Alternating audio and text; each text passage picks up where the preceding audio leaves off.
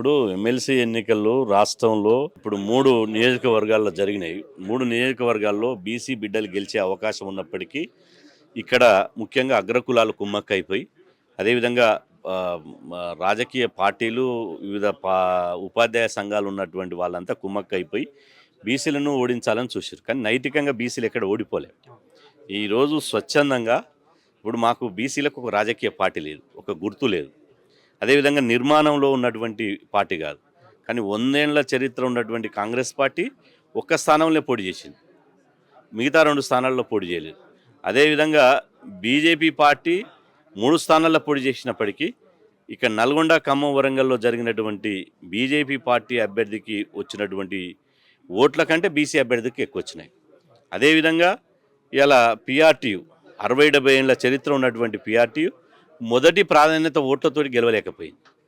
అంటే ఇక్కడ బీసీ వాదం అనేది అగ్రకుల రాజకీయ పార్టీలో వెన్నులో వణుకు పుట్టించారు. ఇవాళ గెలుపు ఓటములను శాసించే స్థాయికి తీసుకొచ్చారు. గెలుపు ఓటములను శాసించే స్థాయికి, రాజకీయాలను శాసించే స్థాయికి తీసుకొచ్చాను. కాబట్టి ఇది ఒక పెద్ద విజయం. దీంట్లో బాధపడవలసినటువంటి, నైరాశ్యం చెందవలసినటువంటి అవసరం లేదు.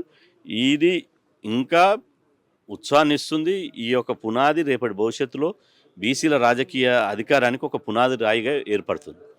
ఈరోజు మీరు చూడండి, బీసీలుగా మేము సపోర్ట్ చేసినాం కాబట్టి బీజేపీ అభ్యర్థి మల్క కుమరయ్య మొదటి ప్రాధాన్యత ఓట్లతో గెలిచాడు. మరి మిగతా దగ్గర మేము బీసీలుగా నిలబెట్టినాం కాబట్టి వాళ్ళు మొదటి ప్రాధాన్యత ఓట్లతో గెలవలేకపోయారు. రెండవ ప్రాధాన్యత ఓట్లతోటి అతి కష్టం మీద గెలిచారు. కాబట్టి ఇది పెద్ద వాళ్ళది గెలిపే కాదు. ఇలా ఈ ఎన్నికల్లో లిక్కర్ ఏరులై పారించారు. ప్రతిరోజు ప్రతి దగ్గర ఇలా వాళ్ళు దావతులు పెట్టి, లిక్కర్ పార్టీలు పెట్టి, అదేవిధంగా విచ్చలవిడిగా మీడియాలో వచ్చింది మనం చూసాం.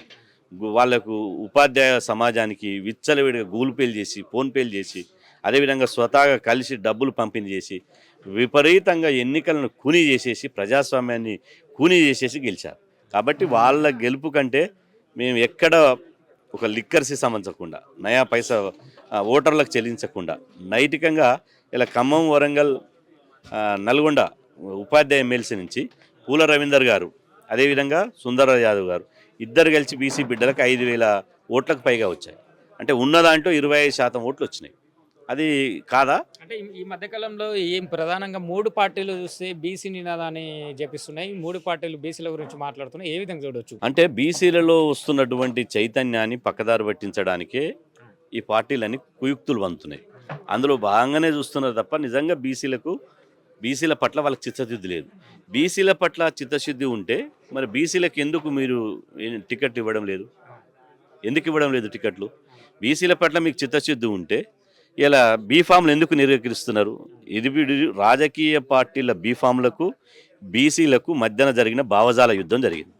భావజాల పరంగా మేము సక్సెస్ కాగలిగినాం. భావజాల పరంగా బీసీ వాదాన్ని క్షేత్రస్థాయిలో తీసుకుపోవాలనుకున్నాం. ఈ ఎన్నికల ద్వారా క్షేత్రస్థాయికి తీసుకుపోగలిగాం. కాబట్టి అదేవిధంగా ఒకవైపు తీన్మార్ మల్లన్న గారు ఇక్కడ బీసీల పక్షాన జనాభా గురించి కొట్లాడతాయి, ఆయన్ను పార్టీ నుండి సస్పెండ్ చేయడం ఏ విధంగా చూడొచ్చు? అదే ఒకవేళ వేరే సామాజిక వర్గం అయితే ఈ విధంగా చేసేవాళ్ళని చెప్పి కాంగ్రెస్ పార్టీలో ఉన్న కొంతమంది కూడా మాట్లాడడం జరుగుతుంది. ఇప్పుడు తీన్మార్ మల్లన్నను సస్పెండ్ చేయడాన్ని మేము గతంలోనే ఖండించినాం, ఇప్పుడు ఖండిస్తున్నాం. ఇక్కడ సమస్యల్లా ఇప్పుడు జరిగినటువంటి ఎమ్మెల్సీ ఎన్నికల ఫలితాల మీద ఈరోజు పెట్టాం. ఈ ఎన్నికల ఫలితాలు బీసీలకు ఒక ఉత్తేజాన్ని ఇచ్చినాయి. బీసీలకు రేపు భవిష్యత్తులో బీసీల రాజకీయ అధికారాన్ని సాధిస్తామనే ఒక విశ్వాసాన్ని తెచ్చిపెట్టినాయి. కాబట్టి ఇందులో ఎలాంటి సందేహం లేదు. ఇంకా దేనికి ఇంకా బాధపడాలి? ఎందుకు బాధపడాలి? ఇప్పుడు 100 ఏళ్ల కాంగ్రెస్కే ఒక్కడు గెలిచే పరిస్థితి లేదు. 100 ఏళ్ల చరిత్ర ఉన్నటువంటి కాంగ్రెస్ పార్టీ, రాష్ట్రంలో అధికారం ఉన్నటువంటి కాంగ్రెస్ పార్టీ ఒక్కడు గెలిచే పరిస్థితి లేదు. మొన్న 10 ఏళ్ళు అధికారం ఉన్నటువంటి టీఆర్ఎస్ పార్టీ అసలు ఎన్నికల్లో పోటీ చేయడానికే చూడలేకపోయినాయి. ఎన్నికల్లో పోటీ చేయలేకపోయినాయి. అంటే నిష్క్రమించింది. ఇక బీజేపీ పార్టీ చావు తప్పి కన్నులోటమైనట్టు ఇలా అంజిరెడ్డి గెలిస్తే గెలవచ్చు. ఆ తర్వాత కుమరయ్య గారికి బీసీ సంఘాలు, బీసీలంతా మద్దతు ఇస్తే కుమరయ్య గారు గెలిచారు. ఇక్కడ నల్గొండ, ఖమ్మం, వరంగల్లో మినిమం ఓట్లు 2,000 ఓట్లు కూడా రాలేదు. రాబోయే ఎన్నికల్లో బీసీ ముఖ్యమంత్రి అనేది సాధ్యమా? బీసీలతో పాటు ఇతర వర్గాలను, ఇతర కులాలను కూడా కలుపుకోబోయి రాజ్యాధికారం సాధించే అవకాశం ఉందనుకోవచ్చా? 100% ఖచ్చితంగా బీసీ ముఖ్యమంత్రి దీంతోటి అయితాము. దీ ఎందుకు కాకూడదు? కాబట్టి బీసీ ముఖ్యమంత్రి అనేది మా లక్ష్యం. ఇది దీంతోటి ఖచ్చితంగా మా ఎజెండా అది. 2028లో బీసీ ముఖ్యమంత్రి ఎజెండాగానే మేము ముందుకు పోతాం. వచ్చేది బీసీల రాజ్యమే. ఇప్పుడున్నటువంటి ఈ పార్టీ, ఆ పార్టీ అనేది కాదు. సామాజిక న్యాయ నినాదం మీదనే రేపు వచ్చే ఎన్నికలు జరగబోతున్నాయి.